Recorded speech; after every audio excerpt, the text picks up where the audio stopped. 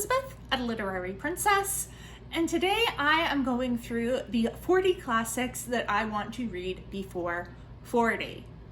So, now that I am officially 30 years old, I decided I would make a list for the next decade of classics that I would really like to get to. Now, I'm giving myself considerably more time than I did for my 30 classics before 30 because I made that when I was 27. So I only had 3 years, whereas now I'm giving myself 10 years. So I feel like I might be a little bit more successful with this. You're definitely going to see some books that had been on the 30 classics before 30 that I did not get to, but there are others that I decided to drop completely, and I've added in quite a few new ones. So let's jump into it. Number 1 is Antigone by Sophocles. I got this edition in high school for my senior year. We were supposed to read both Antigone and Oedipus Rex, or Oedipus the King, but we ended up only doing Oedipus. So I've just had this copy of Antigone hanging around for over a decade now. So maybe I should read it at some point. It's not like it's long. Shelley Swearingen recently read the whole 3 plays that make up the Theban plays by Sophocles, and she really liked Antigone, and it made me want to pick this up at some point soon. Number 2 is a carryover from last time. This is Beloved by Toni Morrison. I really want to read this book. I don't understand how I haven't read this book yet. I feel like most people had to read this for some point in their English degree. And I just didn't. I had to read Jazz by Toni Morrison, which was excellent. I need to get my hands on a copy of Beloved. I've been putting it off because I have 2 other Morrison books that I own that I have not read yet, but I want to read Beloved, so I'm just gonna buy Beloved the next time I get a chance. Book number 3 is the Bible. So I have read a pretty sizable chunk of the Bible. I have grown up religious. I still am religious. The amount of Bible studies and Sunday school and scriptures for sermons that I have had to read is ginormous, but I have never read the entire Bible. And I would like to do that at some point in this next decade of my life. I would most likely be reading the NIV. That is what I have, the New International Version.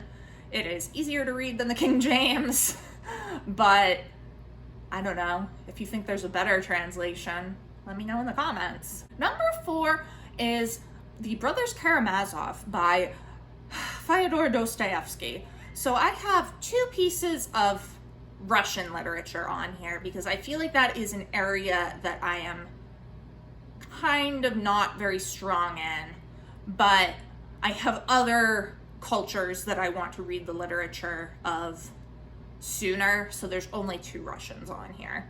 I have heard really amazing things about the Brothers Karamazov and that it's one of Dostoevsky's best works. Number 5 is one that was on the previous list. This is Camilla by Frances Burney. She chunky as hell. But now I have a decade so I feel like we can do that. In comparison, a rather slim volume from the same time period. Number 6 is Castle Rackrent by Mariah Edgeworth. I just read my first book by Edgeworth recently. It was Belinda, and I loved it. I was highly recommended Castle Rackrent by my friend Michaela, who is in my program with me, and this is nice and slim. And in comparison, we have at number 7, another Frances Burney. This is Cecilia. This is her second novel, and she's chunky. She's very chunky. But again, I'm giving myself a decade. I really loved Evelina, which was the first Burney book I read and also her first novel. It was considerably shorter than these other 2 though. But I really loved it, and I want to read the rest of her works. At number 8, we've got another chunky 18th century novel that was on the last list. This is Clarissa by Samuel Richardson. This book is huge. I do not have a copy as of yet. I want to get one eventually, but I also need more bookshelf space before I do that. But I would definitely like to get to this in the next decade. I really want to expand my knowledge of 18th century literature. I feel like I have not read nearly enough of it because I never got to take an 18th century class in any of my degrees. So I would like to read through the major works. Number 9 is technically multiple novels, but I have them all in one bind up. This is The Complete Claudine by Colette. Colette is a French writer, so this contains 4 novels. Claudine at School, Claudine in Paris, Claudine Married, and Claudine and Annie. But I'm cheating and putting them all as one on here because I have them in a single book. I really want to read more French literature. You're going to notice that there is quite a bit of French literature on here. There was quite a bit on my 30 classics to read before 30 as well, but because I made that list right before going into an English PhD program, I did not get to any French literature in the last several years because it was an English literature program. So I am going to be done with my degree in 2-ish years. So hopefully the rest of this next decade can be spent exploring some French literature. In number 10, we have The Complete Poems of Emily Dickinson. I have read several of Dickinson's poems throughout my educational career, but I would really like to read this entire collection. It's all of them. This is something that I would like do over the course of a year or something and read a few poems each day. My cousin gave me this collection, and I like Emily Dickinson's poems. I don't think I get them necessarily, but they're fun to read. And this will probably be part of my becoming a poetry person journey. This is also part of expanding my American literature because since leaving my undergrad, I have really read not much American literature at all, and when I have, it has tended to be more modern stuff. So I feel like I do need to brush up on my American classics. For number 11, we have another book from the previous list. This is The Count of Monte Cristo by Alexandre Dumas. More French literature. This is a huge book. I don't have a copy of it.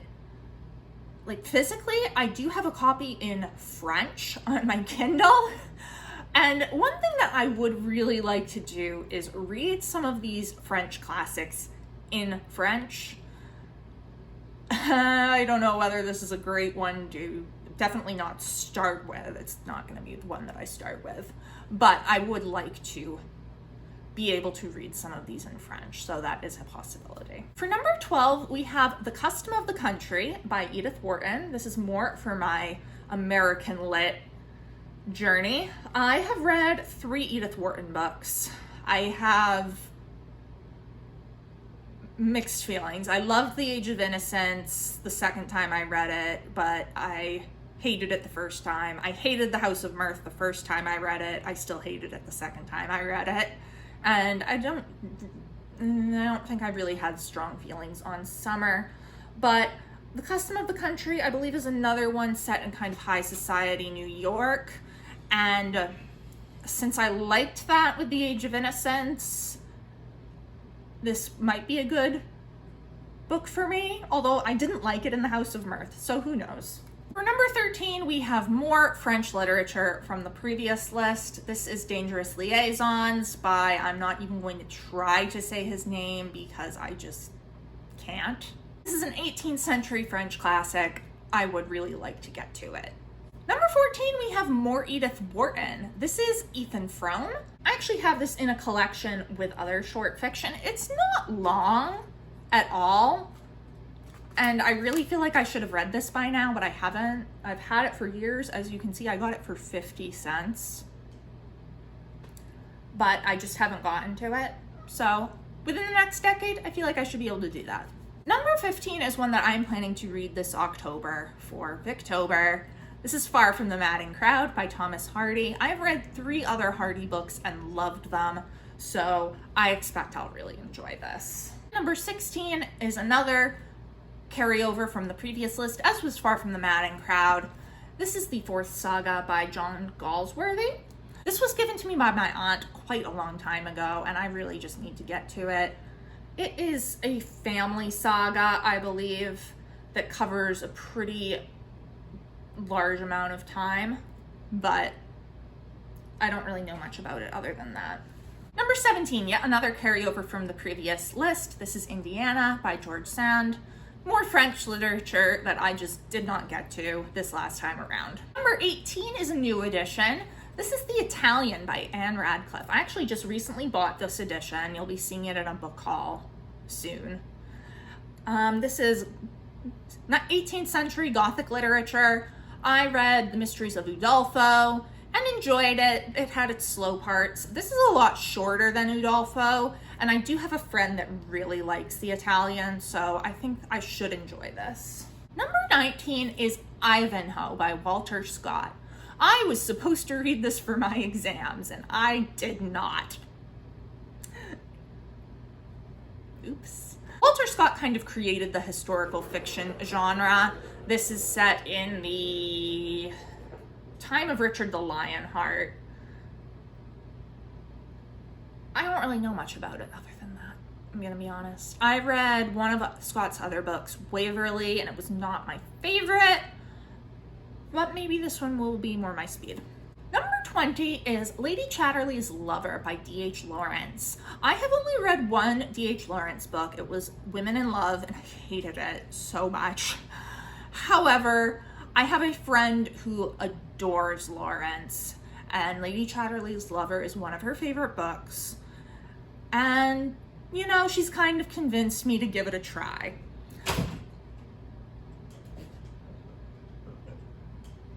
If you're wondering what that was my cat running face first into the window screen.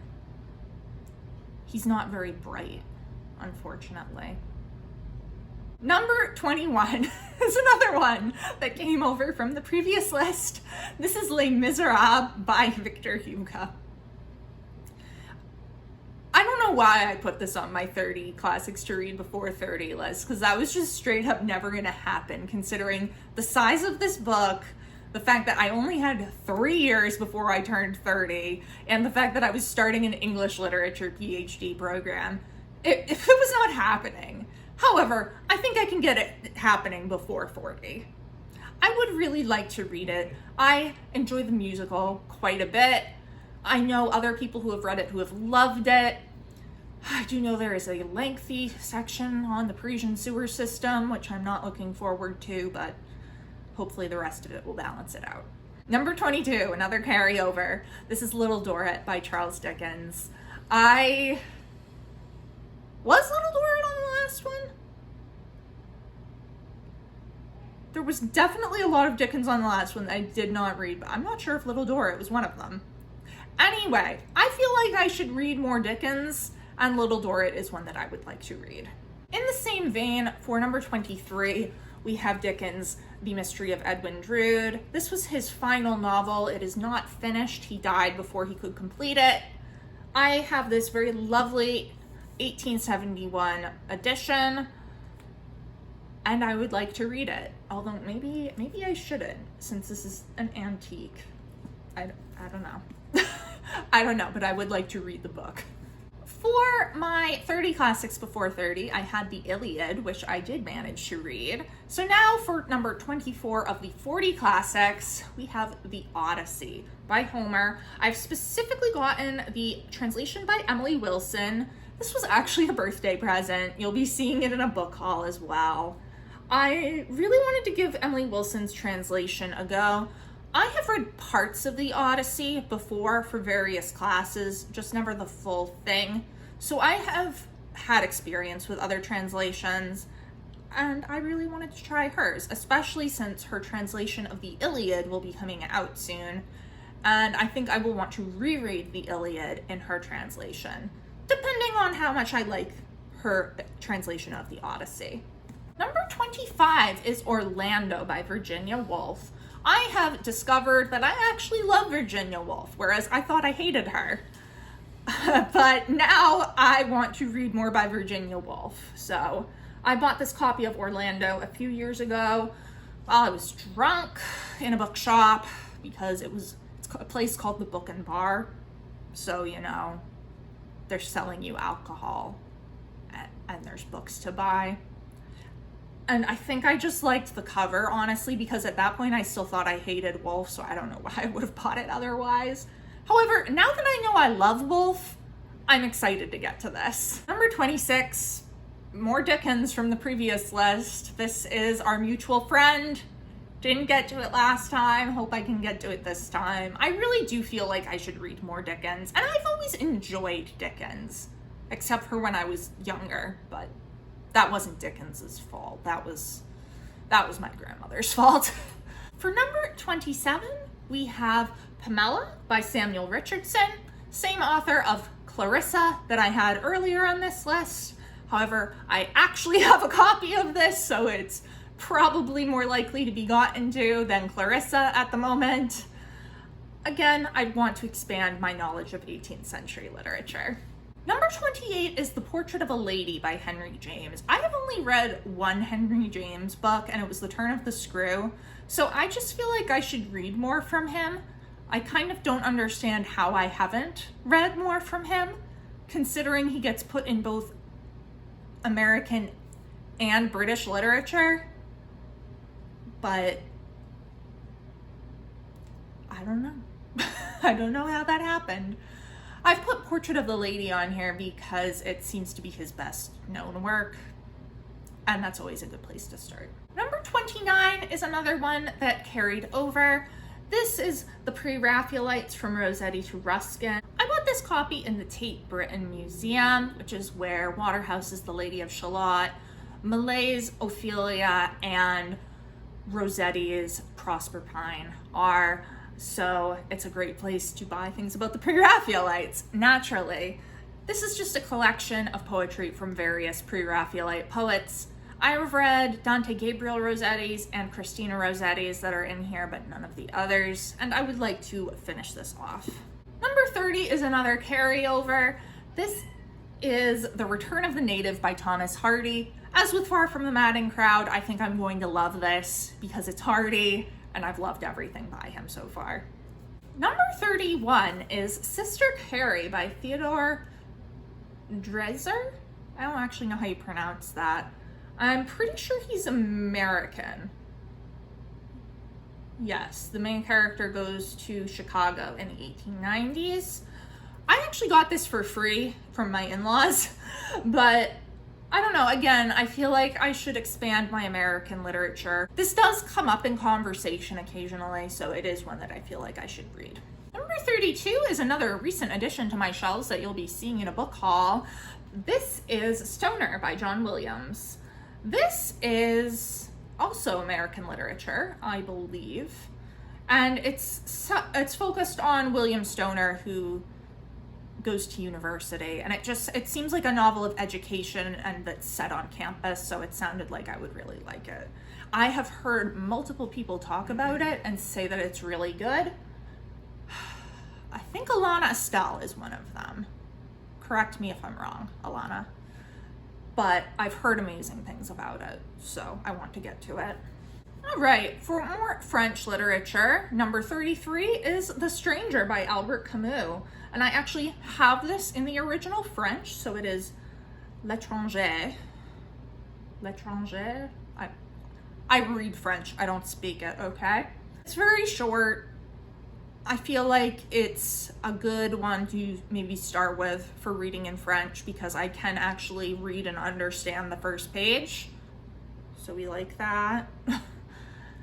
And yeah, it's just one that I feel like people talk about a lot and I should get to it. Number 34 is Sylvias Lovers by Elizabeth Gaskell. I've read quite a few Gaskell books. This is a fairly recent addition to my shelves.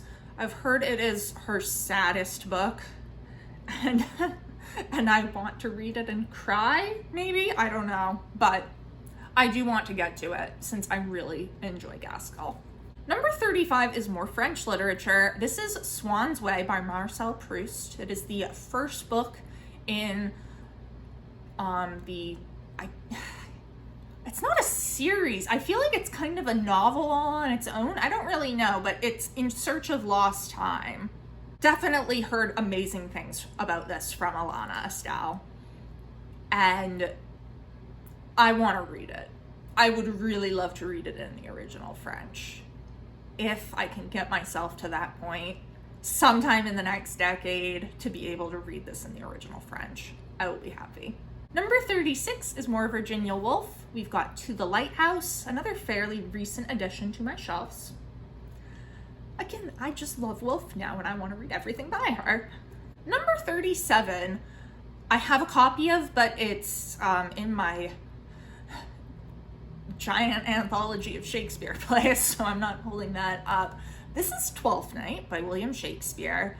So Twelfth Night is interesting because I have seen it performed and I loved it, but I've never read it. So I would really like to read it. And I have quite a few Shakespeare plays that I've seen performed that I've not read, but I think Twelfth Night is kind of my top priority, which is why I've put it on this list. Number 38 is The Next Russian. I'll give you one guess, and it doesn't even count. War and Peace by Leo Tolstoy.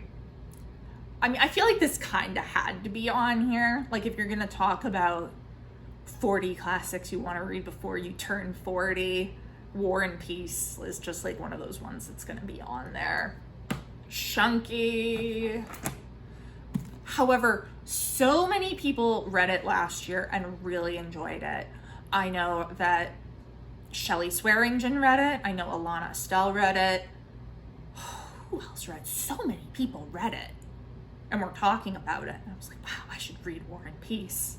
But this isn't happening until this degree is over. Like, no. This is like maybe for when I'm 35 or 36. Like, once I'm fully out of this PhD program. But I do want to read this. Number 39 is another recent addition to my shelves. This is The Woman of Color by Anonymous. We don't know who wrote it. It is an 18th century novel following a Black heiress from the West Indies and her life after the abolition of the slave trade. So, this has been pretty popular in academic circles recently. I bought it while I was at a conference, and I just am really interested to read it. I would love to know who wrote it, and I'm wondering if it was a Black woman who wrote it, but we might, I won't say we'll never know, but maybe somebody is doing research into that. I don't know. And I'm sure the introduction to this will tell me a little bit more about how they found this text, where it came from, all that. Anyway, it's one I definitely want to get to, and soon. Okay, we're at number 40. Number 40 is the stupidest shit. Not that the book is stupid. It's the fact that I haven't read it that's stupid. So this is the book that whenever I say I haven't read this, people are like, really? I'm like, yes, leave me alone. This is The Yellow Wallpaper by Charlotte Perkins Gilman. I know, it's like quintessential 19th century women's writing. To be fair, it's American, whereas I do British. But also, it's a short story, like, Elizabeth, get your shit together. How have you not read this? My friend Michaela was horrified. She was like, how? I don't know, leave me alone. But yes, I would really like to read this. And I think I should read this before the end of 2023. Honestly, it has been on my books to read list for the last, 3 or 4 years, and I just haven't gotten to it, and it makes no sense. I don't know. We're rectifying it. I will be clicking this off my list. Really hope so. Before I'm 40, right? That gives me a decade to read a short story. I feel like I can do that. So, those are my 40 classics to read before I'm 40. Let me know down in the comments below how many of these have you read. I have the link to the list challenge in the description box, so please check that out. What did you think of these? Did you like them? Did you not like them? What books do you want to read before you hit a certain age? It has been great chatting with you. I will see you soon. Bye.